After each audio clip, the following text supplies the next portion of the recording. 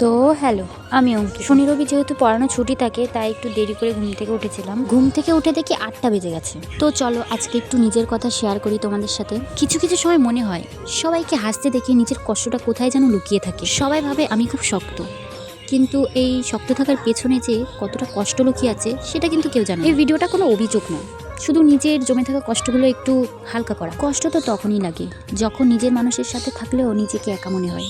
এই ভিডিওটা কাউকে দোষ দেওয়ার জন্য না, শুধু ফ্যামিলির কিছু পরিস্থিতি যেগুলো আমাকে ভেতর থেকে ক্লান্ত করে। যখন বাইরে বান্ধবীদের সাথে থাকি তখন সব ঠিক মনে হয়, তবুও চুপচাপ থাকি, কিন্তু চুপ করে শক্ত হতে শিখেছি। যাই হোক, একটু বেশি বলে ফেললাম। তো আজকে সকালে ভাত খাইনি, একটু পরোটা খেয়েছিলাম। পরোটা খেয়ে রেডি হয়ে আমি আর বান্ধবী ক্লাসে চলে গেলাম। আমাদের ক্লাস শনি আর রবিবার থাকে। তো আসার পথে দেখো পেয়ারা মাখা নিয়েছিলাম, দুজন খেতে খেতে বাড়ি চলে আসলাম। বাড়ি এসে খাওয়া দাওয়া করে আবার পড়াতে চলে গেলাম। আজকে একটু দেরি হয়ে গেছিল তাই সাইকেল নিয়ে চলে গেছিলাম। শনি রবিবারটা ছুটি থাকে, তো সামনে এক্সাম, তাই সেগুলো পড়িয়ে দিচ্ছি। তো পড়িয়ে বাড়ি চলে আসলাম। বাড়িতে এসে সন্ধ্যাবেলা একটু চা মুড়ি করেছিল, সবাই মিলে একটু চা মুড়ি খেলাম। সন্ধ্যায় চা মুড়ির টিফিনে একটু আলাদাই টান আছে, কম খরচে মনের মতো ভরপুর সুখ। দেখো কিভাবে চা খাচ্ছে। চলো তাহলে আজকের ভিডিও এখানেই শেষ করা যাক, দেখা হচ্ছে পরবর্তী ভিডিওতে।